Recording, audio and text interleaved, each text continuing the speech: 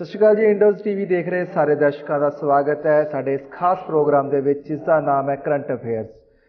ਤੁਹਾਨੂੰ ਪਤਾ ਕਿ ਜਿਹੜੇ ਲੋਕ ਸਭਾ ਇਲੈਕਸ਼ਨ ਨੇ ਉਹਨਾਂ ਦਾ ਬਿਗੁਲ ਵੱਜ ਚੁੱਕਿਆ ਹੈ। ਲੋਕ ਸਭਾ ਇਲੈਕਸ਼ਨ ਨੇ ਜਿਹੜੇ ਉਹਨਾਂ ਦੀ ਸ਼ੁਰੂਆਤ ਹੋ ਚੁੱਕੀ ਹੈ।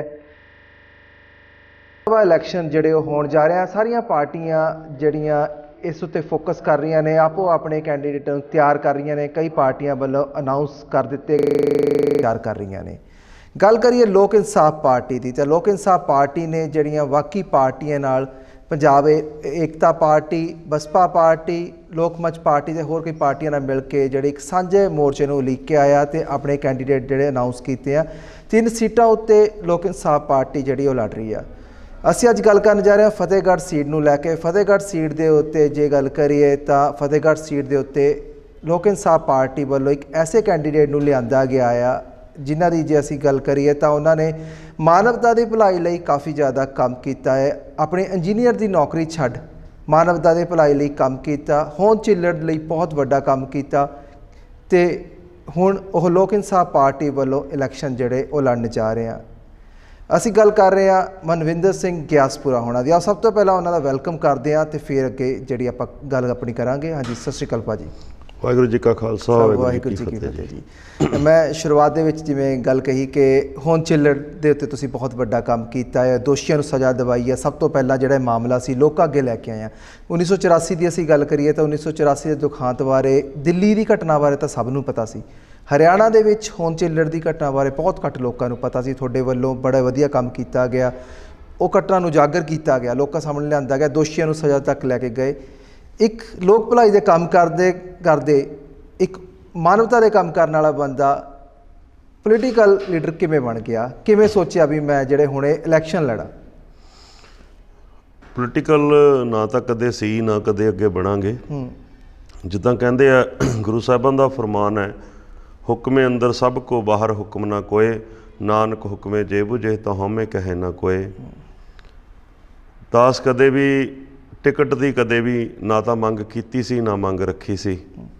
ਪਹਿਲਾਂ ਜਦੋਂ ਵਿਧਾਨ ਸਭਾ ਦੀਆਂ ਚੋਣਾਂ ਹੋਈਆਂ ਤਾਂ ਉਦੋਂ ਵੀ ਇੱਕ ਪਾਰਟੀ ਦਾ ਜਦੋਂ ਬਹੁਤ ਜ਼ਿਆਦਾ ਜ਼ੋਰ ਸੀ, ਉਦੋਂ ਵੀ ਗੱਲ ਹੋਈ ਸੀ ਕਿ ਵਿਧਾਨ ਸਭਾ ਦੀ ਚੋਣ ਲੜਾਈ ਜਾਵੇ। ਮੈਂ ਉਦੋਂ ਵੀ ਉਹਨਾਂ ਨੂੰ ਹੱਥ ਜੋੜ ਕੇ ਇਹੀ ਗੱਲ ਕੀਤੀ ਸੀ ਕਿ ਮੈਂ ਇਲੈਕਸ਼ਨ ਦੇ ਵਿੱਚ ਨਹੀਂ ਆਉਣਾ, ਮੈਂ ਚੋਣ ਨਹੀਂ ਲੜਨੀ।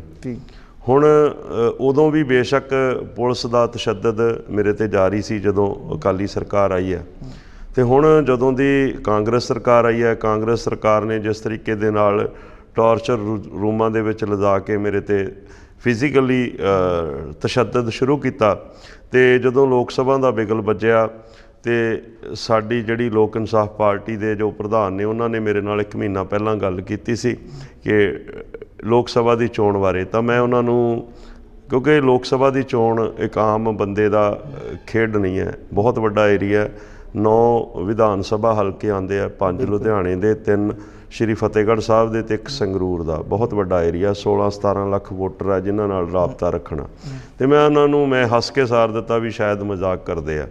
ਫਿਰ ਉਹਨਾਂ ਨੇ ਸੀਰੀਅਸਲੀ 3-4 ਬੰਦਿਆਂ ਨੂੰ ਲੈ ਕੇ ਸੰਗਤ ਰੂਪ ਵਿੱਚ ਮੇਰੇ ਪਿਤਾ ਜੀ ਨਾਲ ਗੱਲ ਕੀਤੀ, ਮੇਰੀ ਮਾਤਾ ਜੀ ਨਾਲ ਗੱਲ ਕੀਤੀ, ਅਤੇ ਉਹਨਾਂ ਨਾਲ ਸਮਝਾਇਆ ਕਿ ਇੱਕ ਜੋ ਮਨਵਿੰਦਰ ਲੜਾਈ ਲੜ ਰਿਹਾ, ਇੱਕ ਇਨਸਾਫ ਦੀ ਲੜਾਈ ਲੜ ਰਿਹਾ, ਇੱਕ ਅੱਛਾ ਕੌਜ਼ ਕਰ ਰਿਹਾ, ਔਰ ਜੇ ਇਹਦੀ ਜਿਹੜੀ ਜ਼ਰੂਰਤ ਹੈ ਅੱਜ ਲੋਕਾਂ ਨੂੰ, ਆਮ ਲੋਕਾਂ ਤੱਕ ਵੀ ਇਹਨਾਂ ਦੀ ਹੈਗੀ ਸੇਵਾ ਦੀ ਜ਼ਰੂਰਤ ਹੈ। ਦੂਸਰਾ, ਜਿਸ ਤਰੀਕੇ ਦੇ ਨਾਲ ਸਰਕਾਰਾਂ ਬੜੀਆਂ ਜ਼ਾਲਮ ਨੇ, ਔਰ ਜਿਸ ਤਰੀਕੇ ਦੇ ਨਾਲ ਸਰਦਾਰ ਜਸਵੰਤ ਸਿੰਘ ਖਾਲੜਾ ਜੀ ਨੂੰ ਇੱਕ ਅਣਪਛਾਤੀ ਲਾਸ਼ ਬਣਾ ਦਿੱਤਾ ਗਿਆ, ਜਿੱਦਾਂ ਇਹਨਾਂ ਦੇ ਮਗਰ ਪੁਲਿਸ ਦਾ ਪਹਿਰਾ, ਜਿਸ ਤਰੀਕੇ ਨਾਲ ਹਰ ਗੱਲ 'ਤੇ ਇਹਨਾਂ ਨੂੰ ਥਾਣਿਆਂ ਕਚਹਿਰੀਆਂ ਦੇ ਵਿੱਚ ਟਾਰਚਰ ਕੀਤਾ ਜਾਂਦਾ, ਲਿਜਾਇਆ ਜਾਂਦਾ।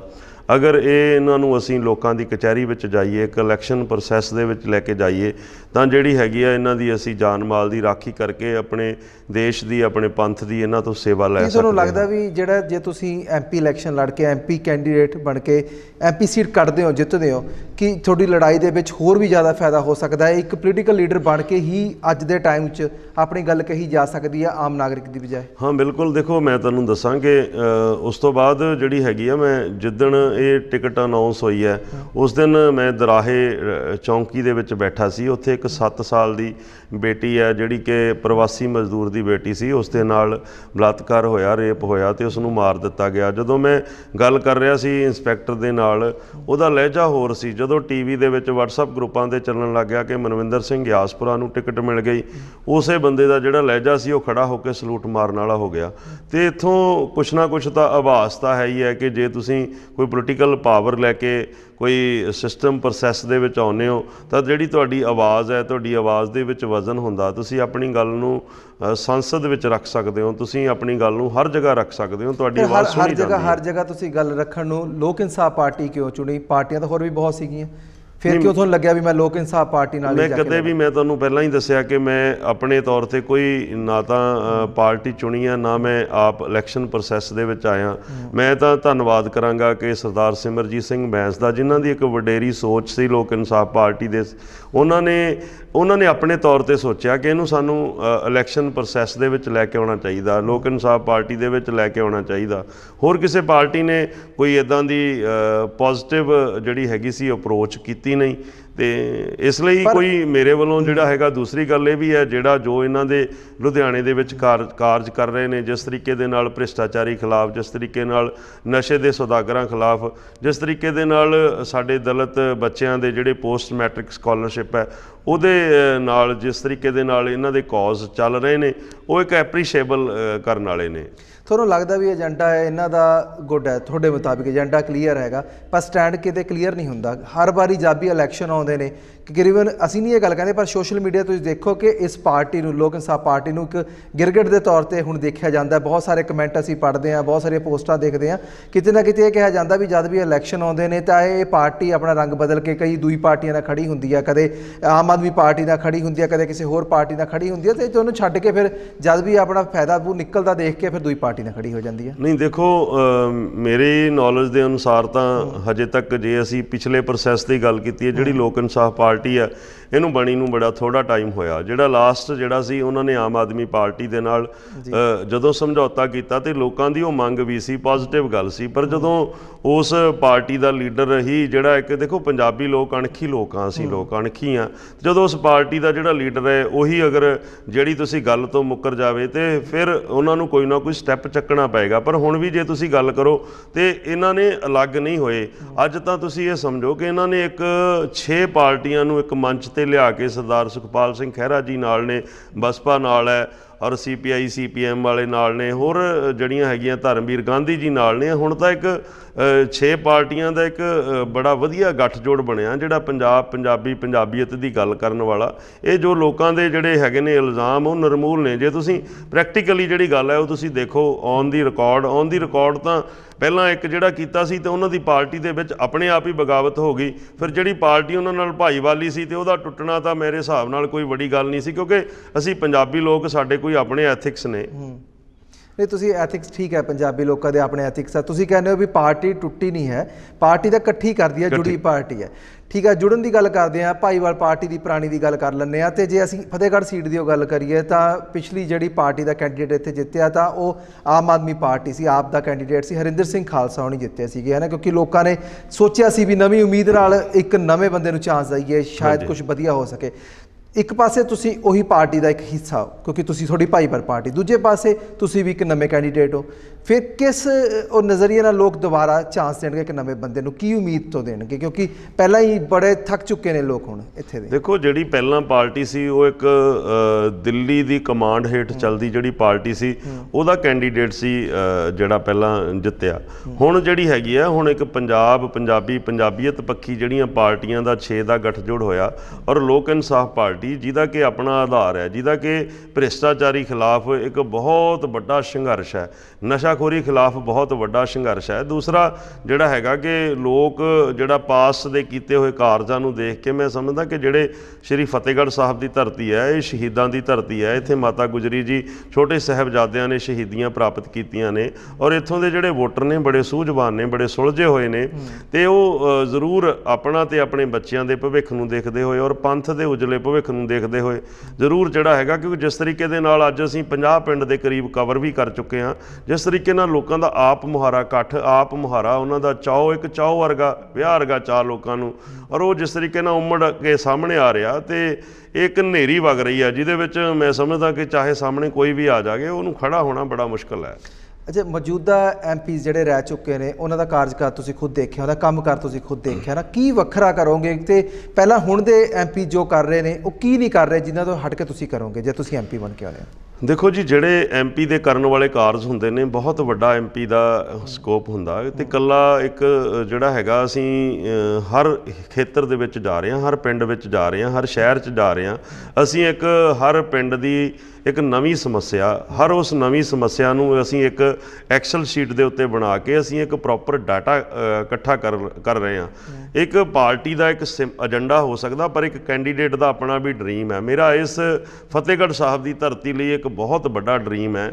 ਮੈਂ ਚਾਹੁੰਦਾ ਕਿ ਜਿਹੜੀ ਇਹ ਸ਼ਹੀਦਾਂ ਦੀ ਧਰਤੀ ਹੈ, ਇਹ ਇੱਕ ਇੱਦਾਂ ਦਾ ਟੂਰਿਜ਼ਮ ਦੇ ਤੌਰ 'ਤੇ, ਟੂਰਿਜ਼ਮ ਹੱਬ ਦੇ ਤੌਰ 'ਤੇ ਇਸ ਨੂੰ ਇੱਕ ਡਿਵੈਲਪ ਕੀਤਾ ਜਾਵੇ। ਦੇਖੋ, ਜਿਹੜੇ ਸਾਡੇ ਇਹਦੇ 'ਚ 9 ਹਲਕੇ ਨੇ, ਅਗਰ 9 ਹਲਕਿਆਂ ਦੇ ਵਿੱਚ ਅਲੱਗ-ਅਲੱਗ ਅਸੀਂ ਗੱਲ ਕਰੀਏ ਤਾਂ ਜਿਹੜਾ ਸਾਡਾ ਸ਼੍ਰੀ ਫਤਿਹਗੜ੍ਹ ਸਾਹਿਬ ਹੈ, ਇਸ ਨੂੰ ਟੂਰਿਜ਼ਮ ਹੱਬ ਦੇ ਤੌਰ ਤੇ ਬਹੁਤ ਵਧੀਆ ਇਹਨੂੰ ਡਿਵੈਲਪ ਕੀਤਾ ਜਾ ਸਕਦਾ। ਜਿਸ ਤਰੀਕੇ ਨਾਲ ਦੂਜਾ ਅਸੀਂ ਗੱਲ ਕਰੀਏ, ਸਰਹੰਦ ਕੋਲੇ ਇੱਕ ਫਲੋਟਿੰਗ ਰੈਸਟੋਰੈਂਟ ਸੀਗਾ ਜਿਹੜਾ ਕਿ ਨਦੀ ਦਰਿਆ ਦੇ ਵਿੱਚ ਬਣਾਇਆ ਹੋਇਆ ਸੀ। ਤੁਸੀਂ ਇਹ ਦੇਖੋ, ਸਰਕਾਰਾਂ ਦੀਆਂ ਨਲਾਇਕੀਆਂ ਦੇ ਨਾਲ ਇੱਕ ਟੂਰਿਸਟ ਦਾ ਉਸ ਨੂੰ ਬਹੁਤ ਅੱਛੇ ਤਰੀਕੇ ਡਿਵੈਲਪ ਕੀਤਾ ਜਾ ਸਕਦਾ ਸੀ, ਪਰ ਉਸ ਦੇ ਲਈ ਕੋਈ ਰਾਹ ਹੀ ਨਹੀਂ ਰੱਖਿਆ।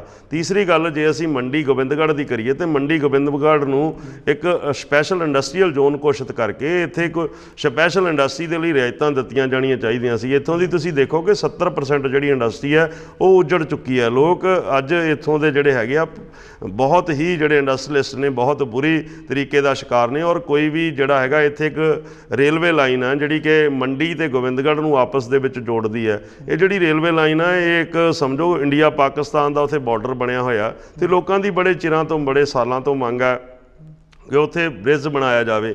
ਜੇ ਅਸੀਂ ਗੱਲ ਕਰੀਏ ਬਸੀ ਪਠਾਣਾ ਦੀ, ਬਸੀ ਪਠਾਣਾ ਅਸੀਂ ਕੱਲ੍ਹ ਗਏ ਹਾਂ, ਉੱਥੋਂ ਦੀਆਂ ਸੜਕਾਂ ਦਾ ਇੰਨਾ ਬੁਰਾ ਹਾਲ ਹੈ ਕਿ ਬਹੁਤ ਸੜਕਾਂ ਦਾ ਬਿਲਕੁਲ ਜਿਵੇਂ ਇੱਦਾਂ ਲੱਗਦਾ ਕਿ ਵਾਕਈ ਰਿਜ਼ਰਵ ਏਰੀਆ। ਥੋੜਾ ਠੀਕ ਹੈ, ਤੁਸੀਂ ਸਾਰੀਆਂ ਹੁਣ ਸਮੱਸਿਆ ਨੋਟ ਕੀਤੀਆਂ, ਤੁਸੀਂ ਇੰਜੀਨੀਅਰਿੰਗ ਕਰਕੇ ਆਪਣੀ ਛੱਡ ਕੇ ਇਸ ਪਾਸੇ ਨੂੰ ਆਇਆ, ਤੁਸੀਂ ਲੋਕਾਂ ਦਾ ਦੁੱਖ ਦਰਦ ਸਮਝਾਇਆ, ਪਰ ਜਿਹੜੇ ਹੁਣ ਮੌਜੂਦਾ ਐਮਪੀ ਰਹੇ ਨੇ, ਕਿਉਂ ਨਹੀਂ ਉਹਨਾਂ ਨੇ ਇਹ ਕੰਮ ਕੀਤੇ? ਕੀ ਕਾਰਨ ਲੱਗਦੇ ਨੇ? ਕੀ ਲੱਗਦਾ ਹੈ ਵਾਕਈ ਫੰਡ ਤਾਂ ਆਉਂਦੇ ਹੀ ਨੇ, ਇਹ ਤਾਂ ਸਭ ਜਾਣਦੇ ਨੇ ਫੰਡ ਆਉਂਦੇ ਨੇ, ਫਿਰ ਕਿਉਂ ਨਹੀਂ ਕੰਮ ਕਰ ਰਹੇ? ਕੀ ਕਿੱਥੇ ਕਮੀ ਲੱਗਦੀ ਆ? ਦੇਖੋ, ਮੇਰੇ ਹਿਸਾਬ ਨਾਲ ਤਾਂ ਜਿਹੜੇ ਮੌਜੂਦਾ ਜਿਹੜੇ ਹੈਗੇ ਨੇ ਐਮਪੀ, ਜਿਹੜੀ ਵੀ ਪਾਰਟੀਆਂ ਦੇ, ਇੱਕ ਤਾਂ ਉਹਨਾਂ ਦੇ ਵਿੱਚ ਇੱਕ ਉਹਨਾਂ ਦਾ ਜੋ ਅਗਰ ਅਸੀਂ ਬੈਕਗਰਾਉਂਡ ਦੇਖਿਆ ਜਾਵੇ ਤਾਂ ਉਹ ਇੱਕ ਰਜਵਾੜਾ ਸ਼ਾਹੀ ਪਰਿਵਾਰ ਦੇ ਵਿੱਚੋਂ ਨਿਕਲ ਕੇ ਆਉਂਦੇ ਨੇ। ਤੇ ਮੇਰੇ ਵਰਗਾ ਇੱਕ ਸਧਾਰਨ, ਇੱਕ ਸਾਡੀ ਮਾਂ ਨੇ ਸਾਨੂੰ ਕੱਖ ਖੋਤ ਕੇ ਪੜ੍ਹਾਇਆ, ਅਸੀਂ ਗਰੀਬਾਂ ਦੀਆਂ ਸਮੱਸਿਆਵਾਂ ਨੂੰ ਸਮਝਦੇ ਹਾਂ, ਅਸੀਂ ਉਹਨਾਂ ਦੀਆਂ ਸਮੱਸਿਆਵਾਂ ਕੀ ਨੇ ਸਾਡੇ ਮਨ ਦੇ ਵਿੱਚ ਵਸੀਆਂ ਹੋਈਆਂ ਨੇ। ਔਰ ਅਸੀਂ ਇੱਕ ਇੰਡਸਟਰੀ ਦੇ ਉੱਤੇ ਇੱਕ GM ਲੈਵਲ ਤੇ ਅਗਰ ਕੰਮ ਕਰਿਆ ਤਾਂ ਸਾਨੂੰ ਇੰਡਸਟਰੀਜ਼ ਦੀਆਂ ਵੀ ਪ੍ਰੋਬਲਮ ਪਤਾ ਨੇ। ਅਸੀਂ ਆਪ ਮਿਡਲ ਕਲਾਸ ਫੈਮਿਲੀ ਨੂੰ ਬਿਲੋਂਗ ਕਰਦੇ ਹਾਂ, ਤੇ ਸਾਨੂੰ ਮਿਡਲ ਕਲਾਸ ਫੈਮਿਲੀਜ਼ ਦੀਆਂ ਪ੍ਰੋਬਲਮਸ ਵੀ ਪਤਾ ਨੇ। ਤੇ ਇਸ ਲਈ ਜਿਹੜੇ ਲੋਕ ਹੁਣ ਤੱਕ ਇਲੈਕਸ਼ਨ ਪ੍ਰੋਸੈਸ ਦੇ ਵਿੱਚ ਪਿੱਛੇ ਜੋ ਵੀ ਜਿੱਤਦੇ ਆਏ ਨੇ ਜਾਂ ਉਹ ਹੈਗੇ ਸੀ, ਤਾਂ ਉਹਨਾਂ ਦਾ ਜਿਹੜਾ ਉਹ ਆਪਣੇ ਆਪ ਨਾਲ ਉਹ ਰੁਤਬਾ ਆਪਣੇ ਆਪ ਨੂੰ ਇੰਨਾ ਉੱਚਾ ਰੱਖਦੇ ਸੀ, ਇੰਨਾ ਉੱਚਾ ਸਮਝਦੇ ਆ ਕਿ ਲੋਕਾਂ ਦੀਆਂ ਸਮੱਸਿਆਵਾਂ ਤੱਕ ਤਾਂ ਪਹੁੰਚਦੇ ਹੀ ਨਹੀਂ। ਤੇ ਦੂਸਰੀ ਗੱਲ ਇਹ ਹੈ ਕਿ ਇਲੈਕਸ਼ਨ ਜਿਹੜੀ ਪ੍ਰਣਾਲੀ ਹੈ ਇਹ ਬੜੀ ਕਾਸਟਲੀ ਹੈ, ਬਹੁਤ ਪੈਸੇ ਵਾਲੀ ਹੈ, ਬਹੁਤ ਪੈਸਾ ਲੱਗਦਾ। ਮੈਂ ਸਮਝਦਾ ਕਿ ਇੱਕ ਜਿਹੜਾ MP ਹੈ ਉਸ ਨੂੰ ਜਿੱਤਣ ਦੇ ਲਈ, ਸੀਟ ਜਿੱਤਣ ਦੇ ਲਈ 4 ਤੋਂ 5 ਕਰੋੜ ਰੁਪਈਆ ਚਾਹੀਦਾ। ਔਰ ਜਿਹੜਾ ਉਹ 4 ਤੋਂ 5 ਕਰੋੜ ਰੁਪਈਆ ਉਹ ਚਾਹੀਦਾ, ਉਹ ਲੋਕਾਂ ਦੇ ਫੰਡ ਦੇ ਵਿੱਚੋਂ ਹੀ ਉਹ ਮੇਰੇ ਹਿਸਾਬ ਨਾਲ ਵੀ ਉਹ ਇਕੱਠਾ ਕਰੇਗਾ। ਸਾਡੀ ਜਿਹੜੀ ਇਲੈਕਸ਼ਨ ਪ੍ਰਣਾਲੀ ਚਾਹੀਦਾ 4 ਤੋਂ 5 ਕਰੋੜ ਰੁਪਈਆ ਕਿੱਥੇ ਵਰਤਦੇ, ਕੀ ਕਰਦੇ ਨੇ ਸਰ? 9 ਜਿਹੜੇ ਹੈਗੇ ਆ 1200 ਪਿੰਡ ਨੇ, 1250 ਪਿੰਡਾਂ ਦੇ ਵਿੱਚ ਜਾਣ ਦੇ ਲਈ, ਔਰ ਉੱਥੋਂ ਗੱਡੀਆਂ ਦੇ ਲਈ, ਪੋਸਟਰਾਂ ਦੇ ਲਈ, ਲੋਕਾਂ ਨੂੰ ਇਕੱਠ ਕਰਨ ਦੇ ਲਈ, ਹਰ ਚੀਜ਼ ਦੇ ਲਈ ਪੈਸੇ ਦੀ ਜ਼ਰੂਰਤ ਹੈ। ਅਗਰ ਅਸੀਂ 1 ਕਿਲੋਮੀਟਰ ਵੀ ਜਾਂਦੇ ਹਾਂ, ਕੀ ਨਸ਼ਾ ਵੰਡਣ ਲਈ ਵੀ ਨਸ਼ਾ ਵੰਡਦੇ ਨੇ, ਸਭ ਕੁਝ ਕਰਦੇ ਨੇ, ਵੋਟਾਂ ਖਰੀਦੀਆਂ ਜਾਂਦੀਆਂ ਨੇ, ਪੈਸੇ ਵੰਡੇ ਜਾਂਦੇ ਨੇ। ਮੈਂ ਉਹੀ ਤੁਹਾਨੂੰ ਦੱਸ ਰਿਹਾ ਕਿ ਸਾਡੀ ਜਿਹੜੀ ਪਿੱਛੇ ਦੀ ਚੋਣ ਕੰਪੇਨ ਚੱਲ ਰਹੀ ਹੈ, ਉਸ ਚੋਣ ਕੰਪੇਨ ਦੇ ਵਿੱਚ ਲੋਕ ਲੰਗਰ ਵਾਂਗੂ ਕੰਮ ਕਰ ਰਹੇ ਨੇ। ਲੋਕ ਆਪਣੇ ਆਪ ਦੇ ਤੌਰ ਤੇ ਹੀ ਦਰੀਆਂ ਵਿਛਾ ਰਹੇ ਨੇ, ਆਪਣੇ ਆਪ ਹੀ ਲੋਕ ਪੋਸਟਰ ਲਗਾ ਰਹੇ ਨੇ, ਆਪਣੇ ਆਪ ਹੀ ਆਪਣੀ ਗੱਡੀ ਨਾਲ ਲੈ ਕੇ ਜਾਂਦੇ ਨੇ। ਸਾਡਾ ਤਾਂ ਜਿਹੜਾ ਚੋਣ ਖਰਚਾ ਜਿਹੜਾ 0 ਹੈ, ਇਸ ਲਈ ਸਾਡੇ ਨਹੀਂ, ਸਾਨੂੰ ਉਹ ਕਿਸੇ ਚੀਜ਼ ਦੀ ਜ਼ਰੂਰਤ ਨਹੀਂ ਹੈ। ਸਾਡੇ ਲਈ ਇੱਕੋ ਹੀ ਫੋਕਸ ਹੈ, ਮਾਨਵਤਾ ਦੀ ਸੇਵਾ। ਮਾਨਵਤਾ ਸੇਵਾ ਲਈ ਤੁਸੀਂ ਫੋਕਸ ਬੇਸ਼ੱਕ ਕਰ ਰਹੇ ਹੋ, ਪਰ ਕੀ ਯਕੀਨ ਕਿਸ ਤਰ੍ਹਾਂ ਦਿਵਾਓਗੇ?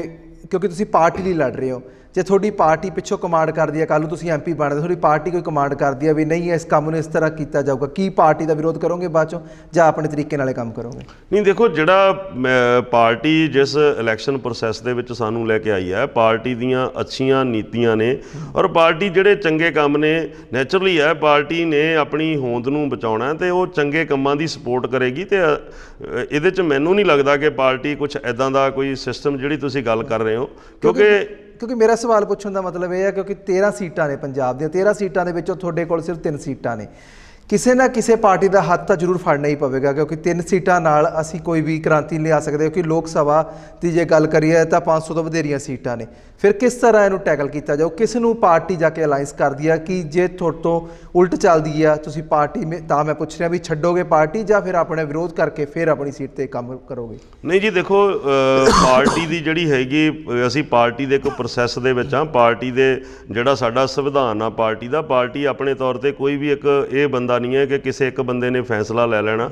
ਪਾਰਟੀ ਲੋਕਾਂ ਦੇ ਨਾਲ ਚੱਲਦੀ ਹੈ ਔਰ ਮੈਨੂੰ ਨਹੀਂ ਲੱਗਦਾ ਕਿ ਇਦਾਂ ਦੀ ਸਥਿਤੀ ਆਏਗੀ ਕਿਉਂਕਿ ਜੋ ਪਾਰਟੀ ਦੀਆਂ ਅੰਦਰੂਨੀ ਨੀਤੀਆਂ ਨੇ ਉਹ ਜਿੰਨੇ ਵੀ ਸਾਡੇ ਪਾਰਟੀ ਦੇ ਕੋਰ ਕਮੇਟੀ ਦੇ ਮੈਂਬਰ ਨੇ ਉਹਨਾਂ ਸਾਰਿਆਂ ਦੀ ਸਲਾਹ ਦੇ ਨਾਲ, ਉਹਨਾਂ ਦੀ ਸਾਰਿਆਂ ਦੀ ਰਾਏ ਦੇ ਨਾਲ, ਇਹ ਕੋਈ ਕੇਜਰੀਵਾਲ ਦੀ ਪਾਰਟੀ ਨਹੀਂ ਹੈ ਕਿ ਜੋ ਉਹਨੇ ਲਿਖ ਦਿੱਤਾ ਤੇ ਉਹ ਹੋ ਗਿਆ। ਇਹ ਕੋਈ ਸੋਨੀਆ ਗਾਂਧੀ ਦੀ ਪਾਰਟੀ ਨਹੀਂ ਹੈ ਕਿ ਜੋ ਉਹਨੇ ਕਹਿ ਦਿੱਤਾ ਉਹੀ ਹੋ ਗਿਆ। ਸਾਡੀ ਪਾਰਟੀ ਇੱਕ ਲੋਕਤੰਤਰਿਕ ਪ੍ਰਣਾਲੀ ਦੇ ਨਾਲ ਚੱਲਦੀ ਹੈ ਤੇ ਲੋਕਤੰਤਰਿਕ ਪ੍ਰਣਾਲੀ ਦੇ ਨਾਲ ਜਿਹੜੀ ਚੀਜ਼ ਚੱਲੇ ਤੇ ਉਹਦੇ ਵਿੱਚ ਇੱਦਾਂ ਦੀ ਪ੍ਰੋਬਲਮ ਜਿਹੜੀ ਆ ਉਹ ਕਦੇ ਵੀ ਨਹੀਂ ਆਏਗੀ। ਅੱਛਾ, ਤੁਸੀਂ ਹੋਂਦ ਜ਼ਿਲ੍ਹੇ ਲਈ ਕੰਮ ਕੀਤਾ, ਹਰਿਆਣੇ 'ਚ ਕੰਮ ਕੀਤਾ, ਫਿਰ ਹਰਿਆਣੇ ਤੋਂ ਕਿਉਂ ਨਹੀਂ ਇਲੈਕਸ਼ਨ ਲੜੀ? ਪੰਜਾਬ 'ਚ ਫਤਿਹਗੜ੍ਹ ਸਾਹਿਬ ਤੋਂ ਹੀ ਕਿਉਂ? ਹਰਿਆਣੇ ਦੇ ਵਿੱਚ ਮੈਂ ਗੁੜਗਾਉਂ ਦੀ ਕੰਪਨੀ ਦੇ ਵਿੱਚ ਕੰਮ ਕਰਦੇ 2011 ਦੇ ਵਿੱਚ ਉੱਥੋਂ ਮੈਨੂੰ ਕਿੱਕ ਆਊਟ ਕਰਕੇ ਨੌਕਰੀ ਤੋਂ ਕੱਢ ਦਿੱਤਾ ਸੀ ਔਰ ਉਦੋਂ ਤੋਂ ਬਾਅਦ 2011 ਤੋਂ ਅੱਜ 2019 ਤੱਕ ਮੈਂ ਇੱਥੋਂ ਦੀ ਧਰਤੀ ਦਾ ਹੀ ਜੰਮਿਆ ਪਲਿਆ। ਸਾਹਨੇਵਾਲ ਦੇ ਲਾਗ ਮੇਰਾ ਪਿੰਡ ਆ ਗਿਆਸਪੁਰਾ, ਉੱਥੋਂ ਦਾ ਵੀ ਜੰਮਿਆ ਪਲਿਆ ਔਰ ਉੱਥੇ ਹੀ ਮੈਨੂੰ ਪਿਛਲੇ 9 ਸਾਲਾਂ ਤੋਂ ਮੈਂ ਉਸੇ ਧਰਤੀ ਤੇ ਰਹਿ ਰਿਹਾ। ਤੇ ਇਸ ਲਈ ਹਰਿਆਣੇ ਦੇ ਵਿੱਚ ਤਾਂ ਜਿਹੜੇ ਸਿੱਖ ਸੀ ਜਿਹੜੇ ਮਾਰ ਦਿੱਤੇ ਸੀ ਉਹ ਵਿਚਾਰੇ ਕੋਈ ਲੁਧਿਆਣੇ ਬੈਠੇ ਨੇ, ਕੋਈ ਬਠਿੰਡੇ ਬੈਠੇ ਨੇ, ਕੋਈ ਕਿਤੇ ਬੈਠੇ ਨੇ ਔਰ ਜਿਹੜੇ ਉੱਥੇ ਬੈਠੇ ਨੇ ਉੱਥੋਂ ਦਾ ਕੋਈ ਚੋਣ ਲੜਨ ਦਾ ਕੋਈ ਸਵਾਲ ਹੀ ਪੈਦਾ ਨਹੀਂ ਹੈ ਕਿਉਂਕਿ ਉੱਥੋਂ ਸਾਡੀ ਕਮਿਊਨਿਟੀ ਹੋਈ ਨੂੰ ਮਾਰ ਕੇ ਉੱਥੋਂ ਭਜਾ ਦਿੱਤਾ। ਉਹ ਤਾਂ ਲੜੀ ਜਾਵੇ ਜੇ ਉੱਥੇ ਵਸਾਉਂਦੇ, ਉਹਨਾਂ ਨੇ ਤਾਂ ਉੱਥੋਂ ਉਜਾੜਿਆ ਤੇ ਜਿਹੜੇ ਉਜਾੜੇ ਹੋਏ ਜਗ੍ਹਾ ਦੇ ਵਿੱਚ ਜਾ ਕੇ ਤਾਂ ਮੇਰੇ ਹਿਸਾਬ ਨਾਲ ਕੋਈ ਮੀਨਿੰਗ ਹੀ ਨਹੀਂ ਬਣਦਾ ਚੋਣ ਲੜਨ ਦਾ। ਤੁਸੀਂ ਠੀਕ ਹੈ, ਤੁਸੀਂ ਇੱਥੋਂ ਚੋਣ ਲੜ ਰਹੇ ਹੋ, ਬਹੁਤ ਵਧੀਆ ਗੱਲ ਆ। ਇੱਕ ਤੁਸੀਂ ਹੁਣੇ ਗੱਲ ਕਹੀ ਸੀਗੀ ਵੀ ਜਿਹੜਾ ਪੈਸਾ ਹੁੰਦਾ ਆ MP ਦੇ ਇਲੈਕਸ਼ਨ ਲਈ ਬਹੁਤ ਜ਼ਿਆਦਾ ਪੈਸਾ ਲੱਗਦਾ ਹੈ ਨਾ, ਪੈਸਾ ਵੋਟਾਂ ਖਰੀਦਣ ਲਈ ਵੀ ਲਾਇਆ ਜਾਂਦਾ ਹੈ, ਨਸ਼ਾ ਵੰਡਣ ਲਈ ਵੀ ਲਾਇਆ ਜਾਂਦਾ, ਹਰ ਪਾਸੇ ਲਾਇਆ ਜਾਂਦਾ ਤੇ ਜਿਹੜੇ ਲੋਕ ਹੈ ਉਹ ਵੋਟਾਂ ਖਰੀਦਦੇ ਵੀ ਵੇਚਦੇ, ਸਭ ਕੁਝ ਹੁੰਦਾ ਆ। ਕੀ ਤੁਸੀਂ ਜੇ ਹੁਣ ਵੋਟਾਂ ਖਰੀਦਣੀਆਂ ਜਾਂ ਵੋਟਾਂ ਦੇ ਵਿੱਚ ਲੜਨਾ ਆ ਤਾਂ ਤੁਸੀਂ ਵੀ ਇਹ ਢੰਗ ਅਪਣਾਓਗੇ?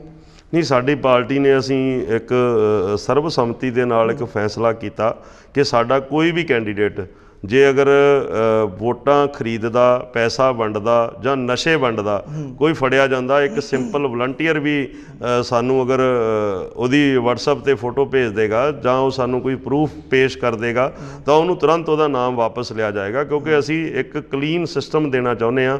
ਸਾਨੂੰ ਪਤਾ ਹੈ ਕਿ ਇਹਨਾਂ ਇਲੈਕਸ਼ਨਾਂ ਦੇ ਦਿਨਾਂ ਦੇ ਵਿੱਚ ਹੀ ਸਾਡੇ ਨੌਜਵਾਨਾਂ ਨੂੰ ਹੌਲੀ-ਹੌਲੀ ਨਸ਼ੇ ਵੱਲ ਧੱਕਿਆ ਜਾਂਦਾ ਤੇ ਇਲੈਕਸ਼ਨ ਜਦੋਂ ਖਤਮ ਹੋ ਜਾਂਦੇ ਨੇ ਤੇ ਉਹ ਮਿਲਣਾ ਬੰਦ ਹੋ ਜਾਂਦਾ ਤੇ ਉਹ ਫਿਰ ਜਿਹੜਾ ਨੌਜਵਾਨ ਹੈ ਅਲੱਗ-ਅਲੱਗ ਦੇ ਕਈ ਤਰ੍ਹਾਂ ਦੀਆਂ ਲੁੱਟਾਂ ਖੋਹਾਂ ਜਾਂ ਹੋਰ ਕਈ ਤਰ੍ਹਾਂ ਦੇ ਗਲਤ ਕੰਮਾਂ ਵਿੱਚ ਪੈ ਕੇ ਆਪਣੀ ਜ਼ਿੰਦਗੀ ਨੂੰ ਬਰਬਾਦ ਕਰ ਲੈਂਦਾ। ਅਸੀਂ ਇਸ ਗੱਲ ਨੂੰ ਸਮਝਦੇ ਹਾਂ। ਇਸ ਲਈ ਸਾਡੀ ਪਾਰਟੀ ਵੱਲੋਂ ਕਿਸੇ ਨੂੰ ਨਾ ਤਾਂ ਇੱਕ ਵੀ ਪੈਸਾ ਵੰਡਿਆ ਜਾਏਗਾ ਤੇ ਨਾ ਹੀ ਜਿਹੜਾ ਹੈਗਾ, ਸਾਡੇ ਤਾਂ ਉਲਟ ਹੋ ਰਿਹਾ। ਕੱਲ੍ਹ ਮੈਂ ਜਲਸੇ 'ਚ ਗਿਆ, ਉੱਥੇ ਸਾਰਿਆਂ ਨੇ ਰੁਪਈਆ ਇਕੱਠਾ ਕਰਕੇ ਮੈਨੂੰ 500 ਰੁਪਈਆ ਦਿੱਤਾ ਤੇਲ ਪਵਾਉਣ ਲਈ।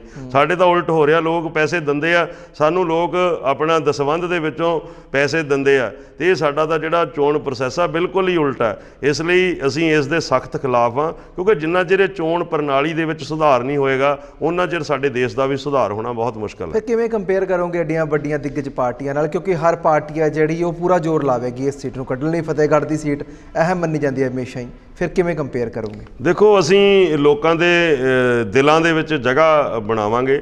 ਜਿਹੜਾ ਬੰਦਾ ਇੱਕ ਸਾਡੀ ਕੰਪੇਨ ਚਲਾਉਣ ਲਈ ਸਾਨੂੰ 1 ਰੁਪਈਆ ਦਿੰਦਾ ਤੇ ਮੈਨੂੰ ਨਹੀਂ ਲੱਗਦਾ ਕਿ ਕੋਈ ਉਹਨੂੰ ਬੋਤਲ ਨਾਲ ਖਰੀਦ ਲਏਗਾ। ਇੱਦਾਂ ਹੀ ਸਾਡੇ ਜਿਹੜੇ ਵਲੰਟੀਅਰ ਨੇ, ਜਿਹੜੇ ਸਾਡੇ ਸਪੋਰਟਰ ਨੇ, ਉਹਨਾਂ ਦੇ ਦਿਲਾਂ ਦੇ ਵਿੱਚ ਸਾਡੇ ਲਈ ਜਗ੍ਹਾ। ਤੇ ਜਿਸ ਤਰੀਕੇ ਦੇ ਨਾਲ ਮਸਤ ਹਾਥੀ ਦਾ ਟਾਕਰਾ ਇੱਕ ਬਚਿੱਤਰ ਸਿੰਘ ਨੇ ਗੁਰੂ ਸਾਹਿਬ ਦੇ ਆਸ਼ੀਰਵਾਦ ਦੇ ਨਾਲ ਇੱਕ ਨਾਗਣੀ ਦੇ ਨਾਲ ਕੀਤਾ, ਉੱਦਾਂ ਹੀ ਅਸੀਂ ਸੰਗਤ ਦੇ ਆਸ਼ੀਰਵਾਦ ਦੇ ਨਾਲ ਚਾਹੇ ਜਿੱਡਾ ਵੱਡੀ ਮਰਜ਼ੀ ਪਾਰਟੀ ਦਾ ਹੈ ਉਹਦਾ ਮੁਕਾਬਲਾ ਕੀਤਾ ਜਾਊਗਾ। ਕੀ ਏਜੰਡਾ ਕੀ ਰੱਖਿਆ ਗਿਆ ਇਸ ਵਾਰੀ ਸਾਰੀ ਪਾਰਟੀ ਵੱਲੋਂ ਹਰ ਸੀਟ ਦੇ ਉੱਤੇ ਇਲੈਕਸ਼ਨ ਨੂੰ ਲੈ ਕੇ? ਜਿਹੜਾ ਏਜੰਡਾ ਸਾਡਾ ਇੱਕੋ ਹੀ ਏਜੰਡਾ, ਵਧੀਆ ਮਿਆਰੀ ਸਿੱਖਿਆ ਮਿਆਰੀ ਸਿਹਤ, ਸਾਰਿਆਂ ਨੂੰ ਰੁਜ਼ਗਾਰ ਤੇ ਸਾਰਿਆਂ ਦੀ ਵਧੀਆ, ਸਾਰਿਆਂ ਲਈ ਇੱਕੋ ਜਿਹਾ ਕਾਨੂੰਨ, ਇਹੀ ਸਾਡਾ ਮੇਨ ਜਿਹੜਾ ਹੈਗਾ ਏਜੰਡਾ। ਕੀ ਪੋਸੀਬਲ ਹੈ? ਮੋਦੀ ਸਾਹਿਬ ਵੀ ਬੜਾ ਰੁਜ਼ਗਾਰ ਨੂੰ ਤਾਂ ਰੌਲਾ ਪਾ ਰਹੇ ਹਨ ਲੰਬੇ ਸਮੇਂ ਤੋਂ ਵੀ, ਰੁਜ਼ਗਾਰ ਦੇਣਾ ਕਿੰਨਾ ਕੁ ਪੋਸੀਬਲ ਹੈ ਤੇ ਕਿਵੇਂ ਪੋਸੀਬਲ ਹੈ? ਹਾਂ, ਮੈਂ ਸਿਰਫ 3 ਸੀਟਾਂ ਤੇ ਮੈਂ ਤੁਹਾਨੂੰ ਰੁਜ਼ਗਾਰ ਦੱਸਦਾ ਦੇਣ ਦੀ ਕਿ ਗੱਲ ਸਾਨੂੰ ਜਿਹੜਾ ਹੈਗਾ ਇੱਕ MP ਹੁੰਦਾ, MP ਲਈ ਜਿਹੜਾ ਹੈਗਾ ਸਾਨੂੰ ਸਰਕਾਰੀ ਜਿਹੜੀਆਂ ਹੈਗੀਆਂ ਉਹਨਾਂ ਯੋਜਨਾਵਾਂ ਵੱਲ ਝਾਕਣ ਦੀ ਜ਼ਰੂਰਤ ਨਹੀਂ। ਮੈਂ ਤੁਹਾਨੂੰ ਇੱਕ ਗੱਲ ਦੱਸਾਂ ਕਿ ਮੈਂ ਪਿਛਲੇ ਜਿੱਦਣ ਦੀ ਮੈਨੂੰ ਟਿਕਟ ਅਨਾਉਂਸ ਹੋਈ ਹੈ ਉਸੇ ਦਿਨ ਤੋਂ ਮੈਂ ਇੱਕ ਸਟੱਡੀ ਕਰ ਰਿਹਾ ਕਿ MP ਦੇ ਕੀ ਕੰਮ ਨੇ, ਕੀ ਕਾਜ਼ ਹੈਗੇ ਨੇ, ਕੰਮ ਅਧਿਕਾਰ ਖੇਤਰ ਕੀ ਨੇ। ਪਿਛਲੇ ਕਈ ਦਿਨਾਂ ਤੋਂ ਇਹ ਜਿਹੜੀ ਹੈਗੀ ਆ ਲਗਾਤਾਰ ਸਟੱਡੀ ਜਾਰੀ ਆ। ਮੈਂ ਇੱਕ ਡਾਟਾ ਕੱਢਿਆ ਕਿ ਜਿਹੜੇ MP ਦੇ ਕਰਨ ਵਾਲੇ ਤਕਰੀਬਨ ਬਹੁਤ ਸਾਰੇ ਇੱਦਾਂ ਦੇ ਕੰਮ ਨੇ ਜਿਹੜੇ MP ਹੁਣ ਜਿਹੜੇ 543 MP ਜਿੱਤ ਕੇ ਜਿਹੜੇ ਜਾਂਦੇ ਨੇ ਉਹਨਾਂ ਦੇ ਵਿੱਚੋਂ ਸਿਰਫ 1% MP ਹੀ 50% ਕੰਮ ਕਰਦੇ ਨੇ, ਬਾਕੀ MP ਸਿਰਫ ਗ੍ਰਾਂਟਾਂ ਵੀ ਅੱਧੀਆਂ ਛੱਡ ਦਿੰਦੇ ਨੇ। ਉਹਨਾਂ ਦੇ ਵਿੱਚ ਇੱਕ ਛੋਟੀ ਜਿਹੀ ਮੈਂ ਗੱਲ ਦੱਸਾਂ ਕਿ ਇੱਕ MP ਆਪਣੇ ਖੇਤਰ ਦੇ ਵਿੱਚ, ਹਰ ਖੇਤਰ ਦੇ ਵਿੱਚ ਇੱਕ ਇੱਦਾਂ ਦਾ ਦਵਾਖਾਨਾ ਖੁਲਵਾ ਸਕਦਾ ਜਿੱਥੇ ਲੋਕਾਂ ਨੂੰ ਕਿਸੇ ਵੀ ਡਾਕਟਰ ਦੀ ਪਰਚੀ ਹੋਵੇ ਉੱਥੋਂ ਤਕਰੀਬਨ ਫ੍ਰੀ ਜਿਹੜੀ ਹੈਗੀ ਆ ਮੈਡੀਸਨ ਮਿਲਦੀ ਆ। ਜਿਹੜੀ ਮੈਂ ਨੌਕਰੀਆਂ ਦੀ ਗੱਲ ਕੀਤੀ ਆ, ਮੈਂ ਖੁਦ ਐਜੂਕੇਟਡ ਹੈਗਾ, ਮੈਂ ਪੋਸਟ ਗ੍ਰੈਜੂਏਟ ਹਾਂ। ਦਿੱਲੀ ਦੇ ਵਿੱਚ ਬੈਠਾਂਗੇ, ਉੱਥੇ ਵੱਡੀਆਂ ਵੱਡੀਆਂ ਜਿਹੜੀਆਂ ਕੰਪਨੀਆਂ ਨੇ ਉਹਨਾਂ ਨਾਲ ਗੱਲ ਕਰਾਂਗੇ ਅਸੀਂ, ਔਰ ਐਮਬੈਸੀਜ਼ ਨਾਲ ਗੱਲ ਕਰਾਂਗੇ, ਇੱਥੇ ਅੱਛਾ ਕੋਈ ਜਿਹੜਾ ਹੈਗਾ ਰੁਜ਼ਗਾਰ ਲੈ ਕੇ ਆਵਾਂਗੇ। ਪਹਿਲੇ ਸੱਟੇ ਜਿਹੜੀ ਮੈਂ ਗੱਲ ਕੀਤੀ ਹੈ, ਅਸੀਂ ਆਪਣੇ ਇਸ ਇਲਾਕੇ ਨੂੰ ਅਸੀਂ ਚਾਹੁੰਦੇ ਹਾਂ ਕਿ ਟੂਰਿਜ਼ਮ ਦੇ ਤੌਰ ਤੇ ਇੱਕ ਡਿਵੈਲਪ ਕੀਤਾ ਜਾਵੇ। ਟੂਰਿਜ਼ਮ ਦੇ ਤੇ ਹੀ ਕਈ ਜਿਹੜੇ ਦੇਸ਼ ਨੇ, ਤੁਸੀਂ ਦੇਖੋ ਬਹੁਤ ਅੱਛੇ ਸਿੰਗਾਪੁਰ ਵਰਗੇ ਦੇਸ਼ ਜਿਹੜੇ ਆ ਇਕੱਲੇ ਟੂਰਿਜ਼ਮ ਦੇ ਬੇਸ ਤੇ ਹੀ ਕਰੋੜਾਂ ਰੁਪਏ ਉਹਨਾਂ ਦੇ ਜਿਹੜੇ ਹੈਗੇ ਨੇ ਲੋਕ ਕਮਾ ਰਹੇ ਨੇ। ਇੱਦਾਂ ਦਾ ਕੋਈ ਅਸੀਂ ਇੱਕ ਚੰਗਾ ਬਦਲ ਪੇਸ਼ ਕਰਕੇ ਦਿਖਾਵਾਂਗੇ। ਸਾਨੂੰ ਜ਼ਰੂਰਤ ਨਹੀਂ, ਸਾਨੂੰ ਪਤਾ ਕਿ ਸੈਂਟਰ ਸਾਡੀ ਕਦੇ ਵੀ ਸਕੀ ਨਹੀਂ ਹੋ ਸਕਦੀ, ਇਸ ਲਈ ਸੈਂਟਰ ਦੇ ਮੂੰਹ ਵੱਲ ਦੇਖਣ ਤੋਂ ਬਿਨਾਂ ਆਪਣੇ ਤੌਰ ਤੇ ਇੱਥੇ ਇੱਦਾਂ ਦੀਆਂ ਯੋਜਨਾਵਾਂ ਲਿਆਵਾਂਗੇ ਜਿਹਦੇ ਨਾਲ ਸਾਡੀ ਇਸ ਕੌਂਸਟੀਚੁਐਂਸੀ ਦਾ ਹਰ ਨਾਗਰਿਕ ਇਹ ਗੱਲ ਕਹੇਗਾ ਕਿ ਸ਼੍ਰੀ ਫਤਿਹਗੜ੍ਹ ਸਾਹਿਬ ਦੀ ਜੋ ਧਰਤੀ ਹੈ, ਅਸੀਂ ਇੱਕ ਪਿੰਡ ਗੋਦ ਲੈਣ ਦੀ ਨਹੀਂ ਗੱਲ ਕਰਦੇ, ਅਸੀਂ 1200 ਦੇ 1200 ਪਿੰਡਾਂ ਨੂੰ ਗੋਦ ਲੈ ਕੇ ਇਸ ਕੌਂਸਟੀਚੁਐਂਸੀ ਨੂੰ ਇੱਕ ਪੰਜਾਬ ਦੀ ਨਹੀਂ ਪੂਰੇ ਦੇਸ਼ ਦੇ ਵਿੱਚੋਂ ਇੱਕ ਵਧੀਆ ਮਾਡਲ ਪੇਸ਼ ਕਰਕੇ ਦਿਖਾਵਾਂਗੇ। ਇੱਕ ਲੱਗੇਗਾ ਕਿ MP ਦੇ ਕੰਮ ਕੀ ਹੁੰਦੇ ਨੇ, ਉਹ ਇੱਕ ਸਾਹਮਣੇ ਉਹਦਾ ਪ੍ਰੈਕਟੀਕਲ ਤੌਰ ਤੇ ਮਾਡਲ ਪੇਸ਼ ਕਰਾਂਗੇ। ਇਹ ਬਹੁਤ ਮਤਲਬ ਥੋੜੀ ਸੂਝ ਦੀ ਗੱਲ ਹੈ। ਇਹ ਤਾਂ ਚਲੋ ਪੜ੍ਹੇ ਲਿਖੀ ਦੀ ਗੱਲ ਕਰਦੇ, ਤੁਸੀਂ ਪੜ੍ਹੇ ਲਿਖੇ ਹੋ ਤਾਂ ਤੁਸੀਂ ਇਹ ਸਾਰੀ ਚੀਜ਼ਾਂ ਪੜ੍ਹਦੇ ਪਏ ਹੋ, ਤੇ ਕਈ MP ਪੜ੍ਹੇ ਹੀ ਨਹੀਂ ਹੁੰਦੇ, ਫਿਰ ਉਹ ਕੀ ਕਰਨਗੇ? ਉਹੀ ਮੈਂ ਤਾਂ ਹੀ ਕਹਿਣਾ, ਫਿਰ ਲੋਕਾਂ ਨੂੰ ਦੇਖਣਾ, ਲੋਕਾਂ ਨੂੰ ਉੱਦਾਂ ਦੇ ਬੰਦਿਆਂ ਨੂੰ ਉਹ ਲੋਕਾਂ ਨੇ ਚੁਣਨਾ। MP ਦਾ ਪੜ੍ਹਿਆ ਲਿਖਿਆ ਹੋਣਾ ਜ਼ਰੂਰੀ ਹੈ? ਕਿਉਂਕਿ ਅੱਜ ਕੱਲ੍ਹ ਤਾਂ ਲੋਕ ਇਹ ਸੋਚਦੇ ਹੀ ਨਹੀਂ। ਬਿਲਕੁਲ 100% MP ਦਾ ਪੜ੍ਹਿਆ ਹੋਣਾ ਬਹੁਤ ਜ਼ਰੂਰੀ ਹੈ, ਕਿਉਂਕਿ ਜੇ ਉਹਨੂੰ ਯੋਜਨਾਵਾਂ ਦੀ ਜਾਣਕਾਰੀ ਹੋਈ ਨਹੀਂ ਹੋਏਗੀ, ਜੇ ਉਹਨੂੰ ਸਿਸਟਮ ਦੀ ਜਾਣਕਾਰੀ ਹੋਈ ਨਹੀਂ ਹੋਏਗੀ ਤਾਂ ਉਹ ਆਪਣੇ ਇਲਾਕੇ ਦੇ ਲਈ ਕੁਝ ਵੀ ਨਹੀਂ ਕਰ ਸਕਦਾ। ਇਸ ਲਈ ਇਹ ਲੋਕਾਂ ਨੇ, ਦੇਖੋ ਇਹ ਲੋਕਤੰਤਰ ਹੈ, ਲੋਕਾਂ ਦਾ, ਲੋਕਾਂ ਦੁਆਰਾ ਲੋਕਾਂ ਲਈ। ਇਹ ਲੋਕਾਂ ਨੇ ਆਪਣੀ ਕਿਸਮਤ ਦਾ ਫੈਸਲਾ ਆਪ ਕਰਨਾ, ਔਰ ਉਹਨਾਂ ਨੇ ਦੇਖਣਾ ਕਿ ਸਾਡਾ ਜਿਹੜਾ MP ਹੈ ਉਹ ਕੀ ਕਰ ਸਕਦਾ, ਉਹਨੇ ਪਿੱਛੇ ਕੀ ਕੀਤਾ, ਉਹਦੇ 'ਚ ਜਜ਼ਬਾ ਕਿੰਨਾ ਵਾ, ਅੱਗੇ ਉਹ ਕੀ ਕਰ ਸਕਦਾ। ਇਸ ਲਈ ਇਹ ਲੋਕਾਂ ਦੀ ਕਚਹਿਰੀ ਦਾ ਫੈਸਲਾ, ਲੋਕਾਂ ਨੇ ਆਪ ਇਸ ਦਾ ਫੈਸਲਾ ਲੈ ਕੇ ਆਪਣੀ ਜਿਹੜੀ ਕਿਸਮਤ ਆ ਉਹ ਆਪ ਲਿਖਣੀ ਆ। ਕਿੱਥੇ ਕਮੀ ਕਿੱਥੇ ਰਹਿੰਦੀ ਹੈ? ਕਿਉਂ ਹਰ ਵਾਰੀ ਜਿਹੜੇ ਲੋਕ ਨੇ ਪਹਿਲਾਂ ਚੁਣ ਲੈਂਦੇ ਨੇ ਫਿਰ ਪਛਤਾਉਂਦੇ ਨੇ? ਕਿਉਂ ਅਸੀਂ ਹਮੇਸ਼ਾ ਹੀ 2 ਪਾਰਟੀਆਂ ਦੇ ਉੱਤੇ ਫੋਕਸ ਕਰਦੇ ਹਾਂ? ਹਮੇਸ਼ਾ ਹੀ ਅਸੀਂ ਕਾਂਗਰਸ ਜਾਂ ਅਕਾਲੀ ਨੂੰ ਇਹ ਫੋਕਸ 'ਚ ਰੱਖਦੇ ਹਾਂ, ਬਾਕੀਆਂ ਨੂੰ ਕਿਉਂ ਨਹੀਂ ਮੌਕਾ ਦਿੰਦੇ? ਕੀ ਕਿੱਥੇ ਪ੍ਰੋਬਲਮ ਰਹਿੰਦੀ ਹੈ? ਕਿ ਨਵੀਆਂ ਪਾਰਟੀਆਂ ਮਜ਼ਬੂਤ ਨਹੀਂ ਖੜਦੀਆਂ ਜਾਂ ਲੋਕ ਨਹੀਂ ਵਿਸ਼ਵਾਸ ਕਰਦੇ? ਦੇਖੋ, ਲਿਟਰੇਸੀ ਦੀ ਕਮੀ ਹੈ ਸਾਡੇ ਲੋਕਾਂ ਦੇ ਵਿੱਚ, ਨੌਲੇਜ ਦੀ ਘਾਟ ਹੈ ਸਾਡੇ ਲੋਕਾਂ ਦੇ ਵਿੱਚ, ਸਟੱਡੀ ਦੀ ਕਮੀ ਆ, ਪੜ੍ਹਾਈ ਦੀ ਕਮੀ ਆ। ਸਭ ਤੋਂ ਵੱਡਾ ਜਿਹੜੀ ਹੈਗੀ ਆ, ਲੋਕਾਂ ਨੂੰ ਵਿਗੜਾ ਲਿਆ ਜਾਂਦਾ, ਭਰਮਾ ਲਿਆ ਜਾਂਦਾ। ਇੱਕ ਮੋਦੀ ਸਾਹਿਬ ਇੰਨੀ ਗੱਲ ਕਹਿੰਦਾ ਕਿ 15 ਲੱਖ ਰੁਪਈਆ ਹਰੇਕ ਦੇ ਖਾਤੇ ਵਿੱਚ ਆ ਜਾਊਗਾ, ਲੋਕ ਉਹ 'ਤੇ ਵਿਸ਼ਵਾਸ ਕਰ ਲੈਂਦੇ ਆ। ਔਰ ਸਾਡਾ ਕੈਪਟਨ ਕਹਿੰਦਾ ਕਿ ਹਰ ਘਰ ਨੌਕਰੀ, ਇੱਕ ਬੰਦੇ ਨੂੰ ਨੌਕਰੀ ਦਿੱਤੀ ਆ, ਉਹ ਵੀ ਬੇਅੰਤ ਸਿੰਘ ਦੇ ਪਰਿਵਾਰ ਨੂੰ। ਔਰ ਮੋਬਾਈਲਾਂ ਦਾ ਕਹਿੰਦਾ ਜੀ ਸਾਰਿਆਂ ਨੂੰ ਮੋਬਾਈਲ ਦੇਵਾਂਗੇ। ਇੱਦਾਂ ਦੀਆਂ ਜਿਹੜੀਆਂ ਲੋਕਾਂ ਨੂੰ ਬੇਵਕੂਫ ਬਣਾ ਕੇ, ਇੱਦਾਂ ਦੀਆਂ ਜਿਹੜੀਆਂ ਯੋਜਨਾਵਾਂ ਨੇ ਤਿਆਰ ਕਰਕੇ ਲੋਕਾਂ ਨੂੰ ਬੁੱਧੂ ਬਣਾਇਆ ਜਾਂਦਾ। ਮੈਂ ਤਾਂ ਚਾਹੁੰਦਾ ਕਿ ਅਸੀਂ ਜਦੋਂ ਸੰਸਦ ਵਿੱਚ ਉੱਥੇ ਜਾਵਾਂਗੇ, ਲੋਕ ਸਭਾ 'ਚ ਜਾਵਾਂਗੇ, ਉੱਥੇ ਉਹਨਾਂ ਨੂੰ ਗੱਲ ਕਰਾਂਗੇ ਕਿ ਇੱਦਾਂ ਦਾ ਜਿਹੜਾ ਉਹਨਾਂ ਦਾ ਕਿਸੇ ਦਾ ਵੀ ਜਿਹੜਾ ਚੋਣ ਮੈਨੀਫੈਸਟੋ ਹੋਵੇ, ਜੇ ਉਹ ਚੋਣ ਮੈਨੀਫੈਸਟੋ ਨੂੰ ਲਾਗੂ ਨਹੀਂ ਕਰ ਪਾਉਂਦਾ ਤੇ ਉਹਦੇ ਤੇ ਜਿਹੜਾ ਹੈਗਾ ਅਪਰਾਧਿਕ ਮਾਮਲਾ ਦਰਜ ਹੋਵੇ, ਉਹ ਬੰਦੇ ਨੂੰ ਜੇਲ੍ਹ ਹੋਵੇ, ਦੁਬਾਰਾ ਉਹ ਲੋਕਾਂ ਦੀ ਕਚਹਿਰੀ ਵਿੱਚ ਜਾਣ ਜੋਗਾ ਨਾ ਹੋਵੇ। ਇੱਦਾਂ ਦੀ ਗੱਲ ਹੋਣੀ ਚਾਹੀਦੀ ਆ, ਹਰ ਬੰਦੇ ਨੂੰ ਕਰਨੀ ਪਏਗੀ। ਅਸੀਂ ਇਸ ਦੇ ਹੱਕ ਦੇ ਵਿੱਚ ਹਾਂ। ਇਸ ਲਈ ਤੁਹਾਡੇ ਕੋਲ ਮੈਂ ਇਹ ਗੱਲ ਨਹੀਂ ਕੀਤੀ ਕਿ ਅਸੀਂ ਸਾਰਿਆਂ ਨੂੰ ਲੈਪਟਾਪ ਵੰਡ ਦਿਆਂਗੇ, ਸਾਰਿਆਂ ਨੂੰ ਇਹ ਵੰਡ ਦਿਆਂਗੇ। ਅਸੀਂ ਪ੍ਰੈਕਟੀਕਲੀ ਜ਼ਮੀਨੀ ਧਰਾਤਲ ਤੇ ਜੋ ਕੰਮ ਹੋ ਸਕਦੇ ਨੇ, ਜੋ ਹੋਣ ਵਾਲੇ ਨੇ, ਜੋ ਕਰਨ ਵਾਲੇ ਨੇ, ਉਹ 100% ਕਰਾਂਗੇ। ਨਹੀਂ, ਬਿਲਕੁਲ ਤੁਹਾਡੀ ਗੱਲ ਸਹੀ ਆ ਵੀ ਮੈਨੀਫੈਸਟੋ ਦੇ ਵਿੱਚ ਜੋ ਵਾਅਦੇ ਨੇ ਉਹ ਪੂਰੇ ਹੋਣੇ ਚਾਹੀਦੇ ਨੇ। ਵਾਅਦੇ ਪਹਿਲਾਂ ਵੀ ਕਈ MP ਕਰਕੇ ਗਏ ਨੇ ਤੇ ਵਾਅਦੇ ਬਾਅਦ ਚੋਂ ਵੀ ਬਹੁਤ ਸਾਰੇ ਕਰਦੇ ਨੇ ਪਰ ਪੂਰੇ ਨਹੀਂ ਹੁੰਦੇ।